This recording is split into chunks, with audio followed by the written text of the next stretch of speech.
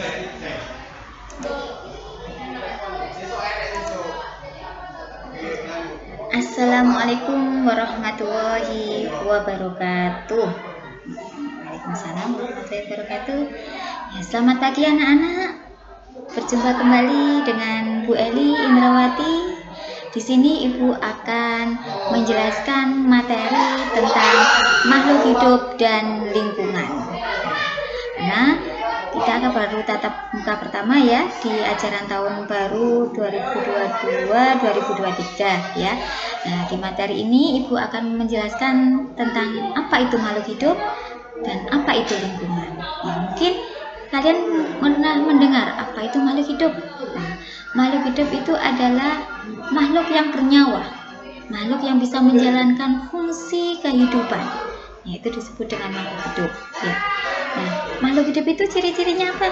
Makhluk hidup itu mempunyai ciri dia bernafas, berkembang biak, melakukan reproduksi, beradaptasi, tumbuh dan berkembang, ya, mengeluarkan ekskresi. Nah, itu adalah salah satu ciri-ciri dari makhluk hidup.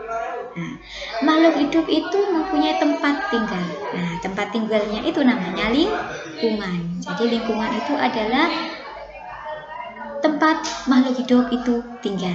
Nah, di sini nanti kita akan mempelajari atau tujuan dari pembelajaran kita di sini adalah untuk mengetahui apa itu ekosistem. Karena makhluk hidup itu tinggalnya di lingkungan. Nah, lingkungan itu adalah tempat ekosistem.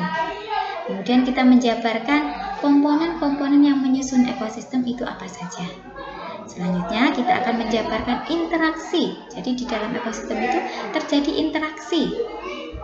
Ya. Kemudian kita akan mengetahui macam-macam ekosistem. Ya, jadi ada 4 tujuan anak-anak yang akan kita pelajari pada materi kali ini yang akan Ibu jelaskan. Oke, ya ini tadi jadi ada 4 macam ya yang akan kita bahas pokok bahasanya.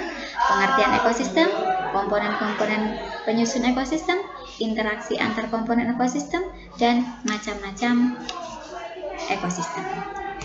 Oke, untuk yang pertama kita bahas dulu tentang apa itu ekosistem.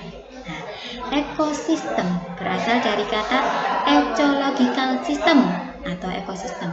Apa sih itu artinya? Artinya itu adalah hubungan timbal balik antara makhluk hidup dengan lingkungannya. Jadi ekosistem itu adalah hubungan atau interaksi antara makhluk hidup dengan lingkungan. Nah, jadi nantinya ekosistem ini akan membentuk suatu keseimbangan lingkungan yang akan terjaga apabila ekosistem itu dijaga kelestariannya, dijaga supaya tidak akan ada yang terganggu.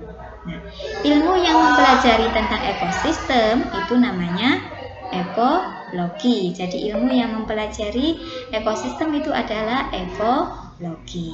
Jadi ada berbagai macam-macam cabang ilmu ya. Nah, cabang ilmu yang mempelajari ekosistem namanya ekologi. Nah, di sini anak-anak kita akan membahas tentang komponen penyusun ekosistem. Nah, di komponen penyusun ekosistem ini ada komponen biotik dan komponen abiotik. Jadi, kedua komponen ini nanti akan saling berinteraksi untuk membentuk suatu ekosistem. Nah, kita artikan sendiri-sendiri ya. Apa itu komponen ekosistem anak-anak? Nah, komponen ekosistem itu ada 2 tadi ya, biotik dan abiotik.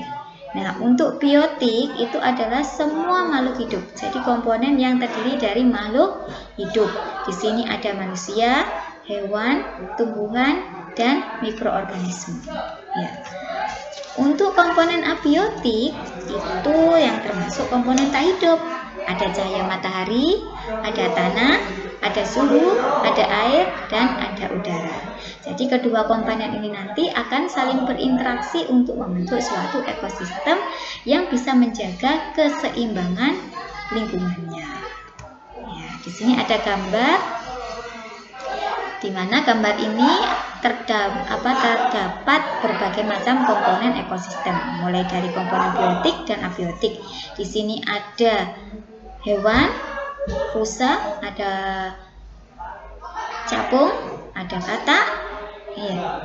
Ini ada tumbuhan bunga matahari, ya, ada tumbuh-tumbuhan yang lain, rumput, ya. Ini kesemuanya termasuk komponen biotik. Sedangkan untuk yang komponen abiotik, di sini ada cahaya matahari, ada udara, ada air, ada tanah, ada suhu, ya. Ini kesemuanya termasuk komponen abiotik. Jadi komponen biotik dan abiotik ini semua terdapat di lingkungan. Nah, jadi kalau semuanya ini sudah terjaga, maka keseimbangan lingkungan akan terjaga dan lestari. Nah, komponen biotik itu berdasarkan tingkat organisasi kehidupannya itu dibagi menjadi 5 ya anak-anak ya. Itu mulai dari yang tingkat paling rendah ke tingkat yang paling tinggi ya.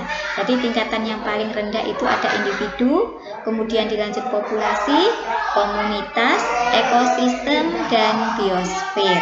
Nah, kita artikan masing-masing ya, karena setiap tingkatan mempunyai definisi masing-masing. Nah, di sini ada contoh dari tingkatan organisasi kehidupan, mulai dari yang terkecil yaitu individu. Jadi individu ini adalah satuan terkecil atau individu tunggal. Nah, individu tunggal ya, contohnya di sini adalah seekor rusa. Nah, jadi seekor rusa ini termasuk dikatakan individu. Ya. Kemudian ada individu ini membentuk populasi. Jadi populasi itu adalah kumpulan dari individu yang sejenis membentuk suatu populasi. Di sini contohnya adalah populasi rusa. Nah, populasi-populasi ini akan membentuk komunitas. Nah, jadi komunitas itu adalah kumpulan dari populasi yang berbeda. Jadi di sini komunitasnya contohnya ada komunitas padang rumput ya. Nah, di komunitas ini terdapat populasi rusa, terdapat populasi rumput yang dimakan oleh rusa, terdapat populasi tumbuhan-tumbuhan yang lain. Nah, kemudian komunitas ini nanti akan membentuk suatu ekosistem.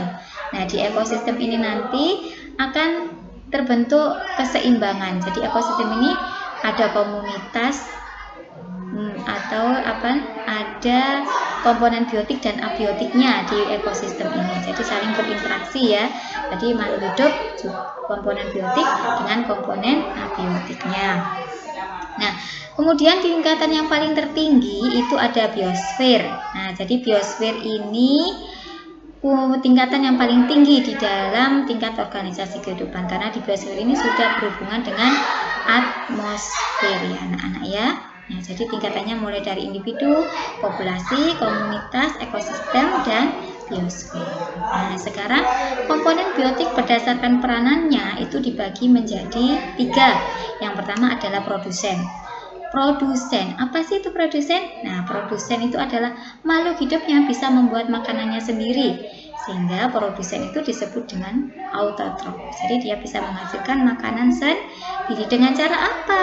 Nah, dengan cara melakukan fotosintesis dengan bantuan sinar matahari. Contohnya di sini adalah tumbuhan ya. Jadi tumbuhan itu memanfaatkan karbon dioksida yang dikeluarkan oleh hewan dan manusia, kemudian ditambah dengan air dan dengan bantuan sinar matahari dia akan menghasilkan makanannya sendiri dan juga menghasilkan oksigen yang nantinya akan dibutuhkan oleh makhluk hidup yang lain yaitu hewan dan manusia. Nah, ini adalah contoh dari beberapa hewan atau organisme produsen yang bisa membuat makanan sendiri. Ada tumbuhan padi, ada bakteri, ada gangga, ya, ada tumbuhan hijau. Selanjutnya komponen biotik berdasarkan peranannya yang kedua yaitu konsumen. Konsumen ini adalah makhluk hidup yang tidak bisa membuat makanannya sendiri. Jadi dia tergantung oleh produsen. Konsumen ini disebut juga dengan heterotrof karena dia tidak bisa membuat makanan sendiri. Contohnya itu adalah manusia dan hewan. Nah, di konsumen ini ada beberapa tingkatan. Ada tingkat pertama, tingkat kedua, dan tingkat ketiga. Nah, untuk tingkat pertama itu disebut dengan herbivora, yaitu pemakan tumbuhan. Jadi konsumen tingkat pertama itu disebut herbivora. Contohnya apa? Ada ulat, ada belalang, ada kambing ya. Jadi ini disebut dengan konsumen tingkat pertama. Selanjutnya di konsumen tingkat kedua itu kita sebut dengan istilah karnivora atau hewan pemakan daging. Jadi yang memakan konsumen tingkat pertama. Contohnya apa? Katak, burung, ya, itu adalah konsumen tingkat kedua. Kemudian di konsumen tingkat ketiga itu kita sebut dengan istilah omnivora, ya, omnivora, hewan pemakan segala. Jadi memakan konsumen tingkat kedua, contohnya ular, elang, dan harimau. Nah, ini adalah contoh gambar dari mulai dari produsen dan konsumen. Produsennya ada tumbuhan, kemudian konsumennya ada kupu-kupu yang memakan tumbuhan, kemudian ada katak yang memakan kupu-kupu, ada ular yang memakan katak, dan ada burung elang yang memakan ular. Jadi ini ada konsumen tingkat pertama, konsumen tingkat kedua, konsumen tingkat ketiga, dan konsumen tingkat keempat, ya. Ini kalau dalam ekosistem akan kita kenal dengan rantai makanan yang akan kita bahas pada bab selanjutnya, ya. Untuk bab ini kita akan membahas tentang komponen-komponen penyusun ekosistem terlebih dahulu beserta interaksinya dan macam-macam ekosistem, ya. Kemudian komponen biotik berdasarkan peranannya yang ketiga yaitu pengurai atau dekomposer. Namanya pengurai, berarti apa artinya anak? Menguraikan, ya, menguraikan apa? Menguraikan sisa-sisa makhluk hidup yang telah mati, yang sudah menjadi sampah atau bangkai. Nah, jadi makhluk-makhluk hidup yang sudah mati itu, jadi dia tidak dalam utuh, dia akan terurai menjadi senyawa anorganik. Nah, siapa yang menguraikan? Yaitu peran dari dekomposer. Siapa itu dekomposer? Di sini ada jamur, ada cacing, dan ada bakteri. Jadi makhluk hidup yang telah mati itu kemudian dikubur, ya. Nah, dikubur di dalam tanah, nah di situ akan terurai. Jadi akan dari senyawa organik menjadi senyawa anorganik yang akan dikembalikan lagi ke tanah. Dari tanah itu nanti dibutuhkan oleh tumbuhan untuk diserap nutrisinya. Jadi akan mengalami suatu siklus di dalam ekosistem. Kembali lagi, maka keseimbangan akan terjaga apabila peran-peran dari masing-masing komponen biotik itu tetap terjaga. Nah, di sini ada interaksi antar komponen ekosistem. Jadi komponen ekosistem itu saling berinteraksi sehingga membentuk suatu ekosistem yang stabil dan terjaga. Ada 4 macam interaksi, ada netral, simbiosis, predasi, dan kompetisi.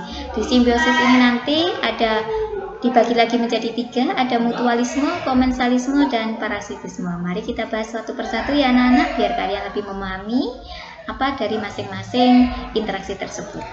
Oke, yang pertama adalah netral. Namanya netral berarti kedua-duanya atau kedua organisme tersebut biasa-biasa saja, ya, tidak ada interaksi. Nah, berarti hubungan yang tidak saling mengganggu antar organisme dalam habitat yang sama. Jadi bersifat netral, yaitu tidak diuntungkan dan juga tidak dirugikan.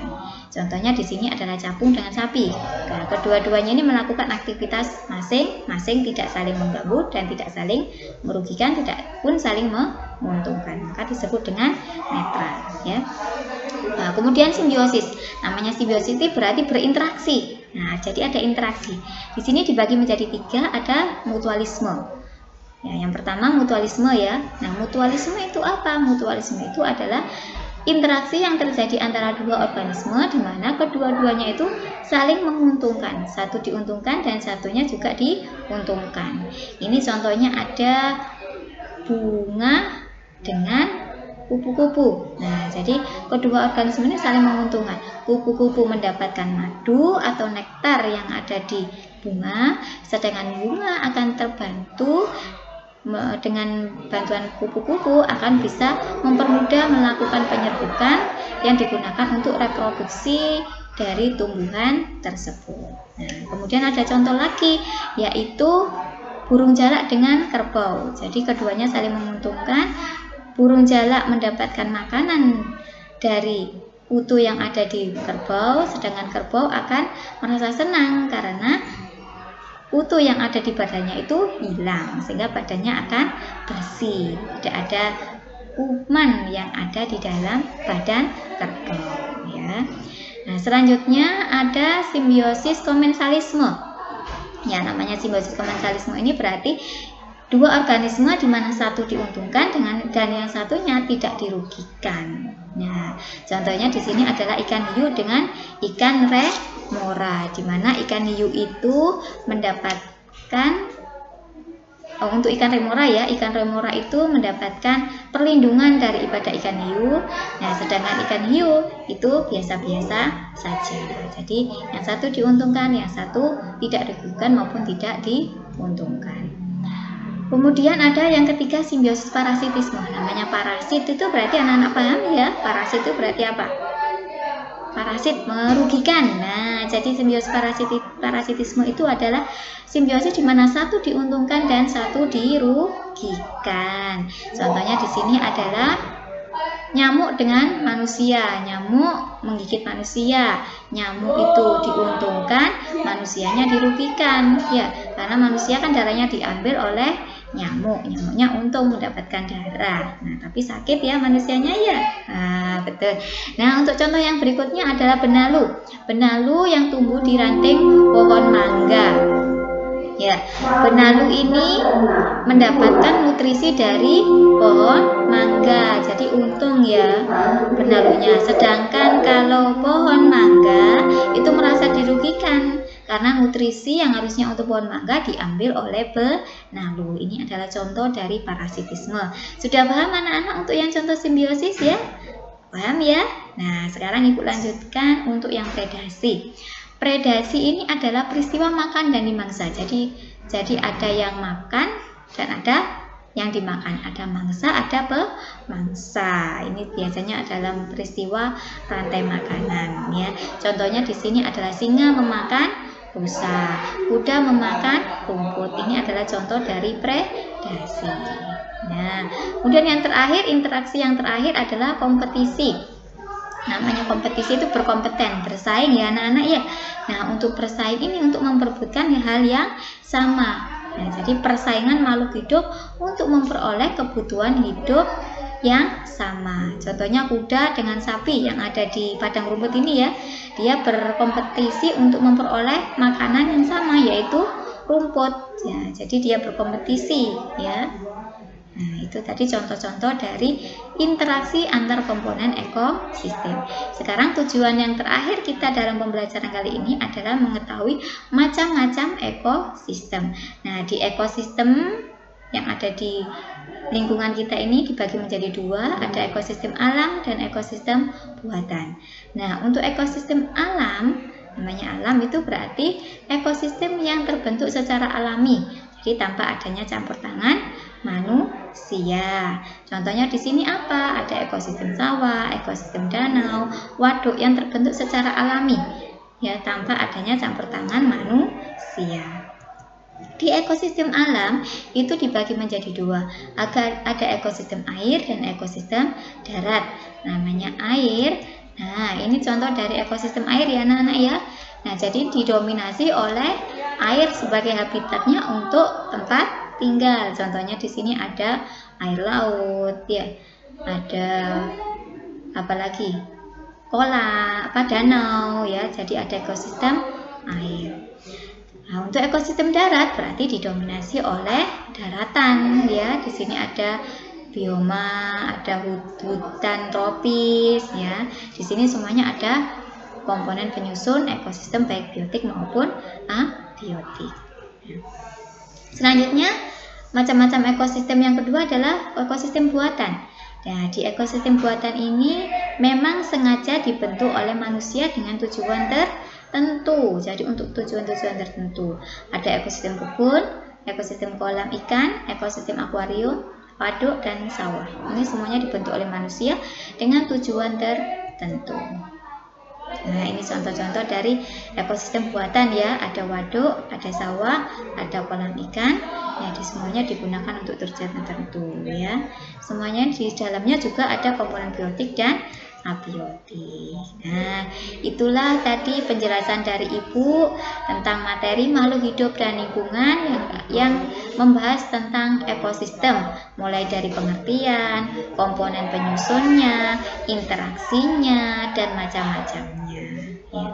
Mungkin dari Ibu sekian dulu, semoga bermanfaat, kalian memahami. Untuk materi selanjutnya akan Ibu bahas tentang rantai makanan dan jaring-jaring makanan di bab pertemuan selanjutnya ya. Sebelumnya kalian pelajari terlebih dahulu agar kalian lebih paham, sehingga nanti ilmu yang Ibu berikan bisa bermanfaat dan barokah buat kalian semua. Ya, cukup dari Ibu. Sekian, terima kasih. Sampai jumpa di pertemuan selanjutnya. Assalamualaikum warahmatullahi wabarakatuh. Sampai jumpa.